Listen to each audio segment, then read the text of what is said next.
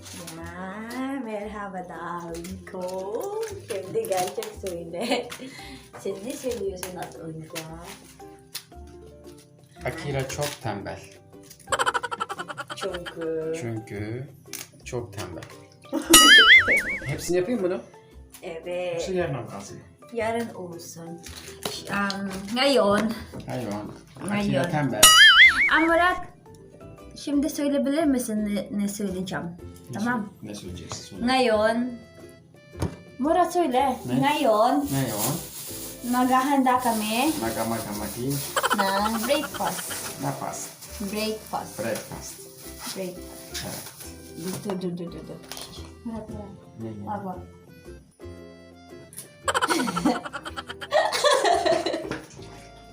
Ayıp değil ya. Neredesin Ege? Ne? Kaynattın mı? No, şimdi kaynatacağım da sonra.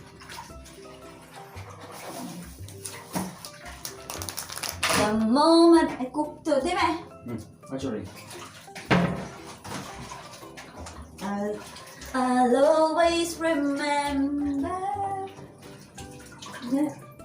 O bisküviti neden koymuyorsun? Sonra da ben de yiyeceğim. Yeme şimdi. Ha? Ay dur. Neresi açılıyor o cam? Sen açıldın onu. Cam. Oo. Odaların camlarını da kapat. Sen sinirli? No. Ya yavaş. Yavaş.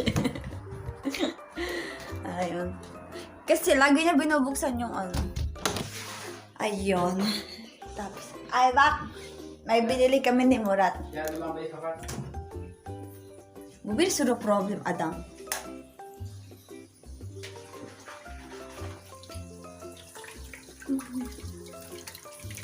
Yavaş sinirli gibi.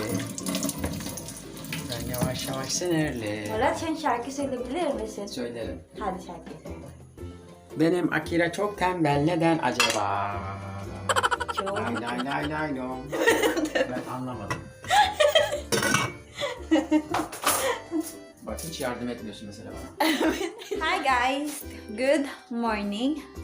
Ayun, ngayon may gagawin tayo. So nagsisimula na kami magsampay dito sa aming balcony.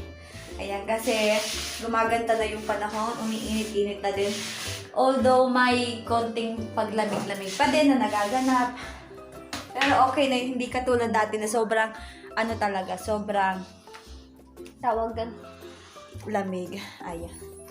Tapos, nire-request ko kay Murat na itong couch na to, doon namin lagay sa gilid na to. Dito, oh.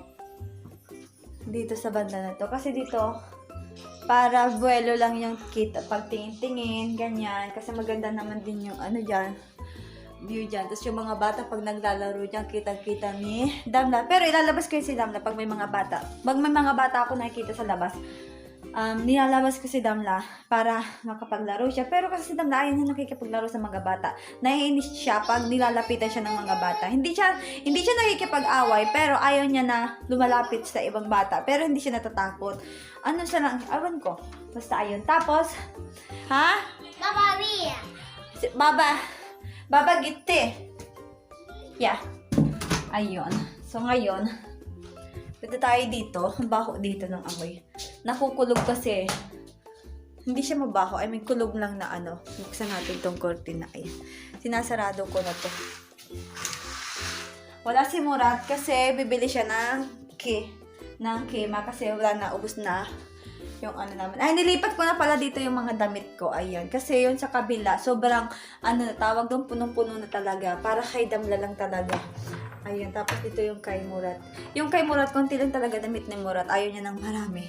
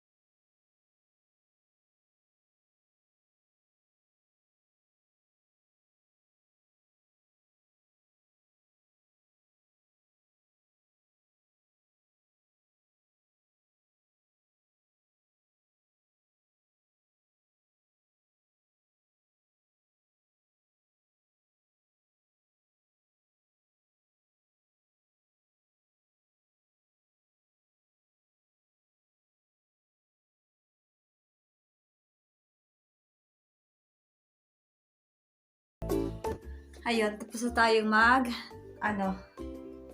collect ng mga natuyong damit. Ang gagawin, mamaya na lang yan, yung tawag doon. Tapos, kahapon, ay nung mga nakaraang araw, naghahanap ako ng mga lotion na ibang lotion naman. Hindi yung madalas kong, nababahin ako. Binibili talaga itong ganito. Ubus na yung shampoo, lotion na to. May sobrang konti pa, ayaw ko siyang itapon. Gusto ko siyang saidin talaga, yung said na side. Alam mo yung gugupitin ko to para lang makuha yung nasa loob. Kasi hindi na siya madadala sa ganito isa. Kasi hindi na siya lumalabas. Tapos, ang kahapon na lang, no choice ako, ang binili ko yung Arco ito. Ayan, kasi, ano ba nangyari? Kasi nga, nagpapahid ako ng baby oil sa sa bandang dito ko. Ginawa ko siyang lotion talaga. After ko maligo, ginagawa ko siyang, ayun, tuwing maliligo ako, ginagawa ko lotion to, yung baby oil ni Ramla, ayan. Kasi, may dalawa kaming ganito. Ito yung pangalawa, ito. Dalawa lang talaga meron kami. Ginagamit ko siya na pang lotion dito, tapos sa mga ganyan sa tuon. Talagang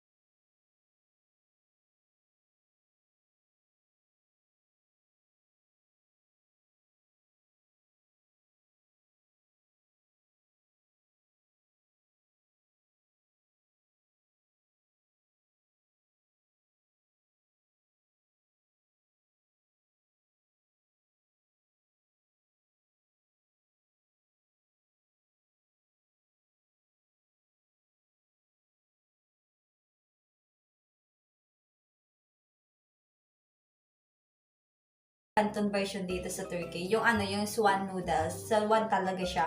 Para kasi siya swan ay pancit canton kasi yung lasa niya, ang sarap ng lasa niya. Kaya hinahanap ko talaga. Matagal na, ilang buwan ko na yung pinapahanap kay Murat. Sabi ko, baka naubusan lang ng stock ganyan. Pero wala talaga kaming nakikita na kung saan na kami tumitingin. Bawat punta namin sa Carrefour, sa Migros, doon sa binibilhan namin sa Isenyor dati. Pag pumupunta kami, talagang hinahanap ko talaga. Pero wala na talaga silang stock. Tapos kahapon, may nakita ako na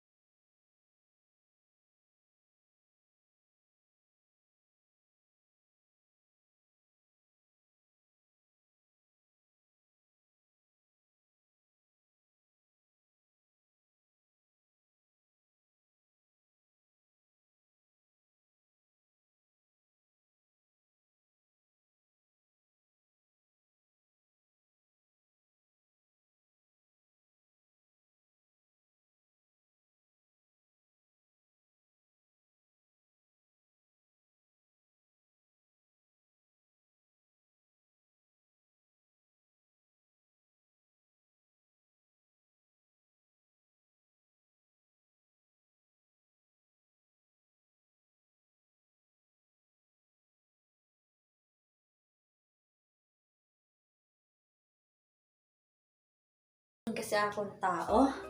Kaya talaga naghahanap ako ng mga noodles, ganyan. Wala na yung favorite ko. Kaya, ayun na lang. Buti may nakita ako at itatry ko siya. Mamaya. Ayun, tapos tomorrow, birthday na ni Damla, 3rd. 3 taon na siya bukas. Ayun. Tapos bibili lang ng sabi ng sister-in-law ko, talagang minisage niya kami na isa-isa na na sabi niya, huwag kayong bibili ng ng cake ni Damla, ako yung bibili. Huwag kayong bibili, ganyan. Tapos wag niyong isi-celebrate yung birthday ni Damla nang wala ako. Sobrang siya, mabait talaga siya na sister-in-law. Lahat naman talaga sila, lahat ng pamilya ni Murad, sobrang mababait. Sobrang sila, tawag doon, mapamilya, ang tawag doon? Family. Ano tawag doon? Basta may tawag doon, nakalimutan ko na. Ayun. Sobrang mapagmahal sila sa isa't isa. Tapos, sa mga asawa ng kapatid nila, ganyan. Kahit na mayroon sila minsan sama ng loob, tampuhan, pero pag nagkikita-kita, parang wala lang. Hindi katulad sa atin sa Pinas, di ba? Pag-away talaga, away, walang pansinan, walang ganyan. Pag basta tampuhan, wala talagang pansinan. Pero dito, pag nagkikita-kita sila, kahit nasa cellphone, tapos message, kahit sa ganyan, nag-aaway-aaway sila. Pag nakikita talaga sila sa personal, nag-uusap talaga sila, parang walang nangyari, ganon.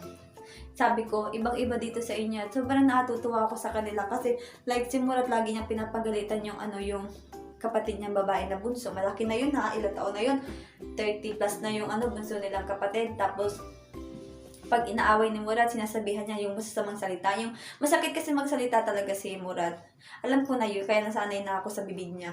Ayun, masakit siya magsalita. Sabi ko, wag mong ginaganyan yung kapatid mo, lalo na pag sa harapan namin, sa harap ng ng ibang pamilya, ganyan. Kasi syempre, sasama yung loob. Pero, wala, parang normal na sa kanila yun. Parang hindi na. Tapos minsan pinapagalitan sila ng tawag doon, ng ibang kapatid, pamilya, basta wala lang talaga, parang normal lang talaga na alam mo yung away bata lang, mamaya bati na tayo, ganyan. Tapos, diba, kakakasal lang ng sister-in-law ko, nung nakaraang buwan, hindi March lang sila kinasal Ayun, tapos, nag-honeymoon sila sa ibang bansa. Tapos message niya ako, sabi niya, Akira, wala akong maisip ng na madala na maibili para sa'yo. Ano ba yung gusto mo? Ano ba yung, bigyan mo ako ng idea. Kasi nagtatrabaho talaga yon, pinapadala siya sa iba't ibang bansa, ganyan. Maganda yung, ganda ng ganun. Tapos, bawat uwi niya, mayroon siyang pasalubong sa amin. Ayun, may binibili talaga siya sa amin. Hindi siya umuwi ng walang dala. Ganyan. Tapos, nung mga nakarang araw, talagang hindi niya ako tinitigilan. Magbigay daw ako ng idea kung ano yung gusto niyang bilhin. Gusto kong pabili sa kanya doon. Jewelry or pagkain. O kaya, daw. Basta magbigay daw ako ng idea sa kanya. Sabi ko, wala. Hindi talaga ako nagbibigay sa kanya kahit anong kulit niya. Kasi, Dushto mo, San? Yes! Okay. Hindi talaga nagbibigay sa kanya. Sabi ko, enjoy lang kayo, ganyan. Kasi ayaw ko magbigay, nakakahiya. Wala din naman talaga akong gusto ipabili sa kanya. Kaya, ayun.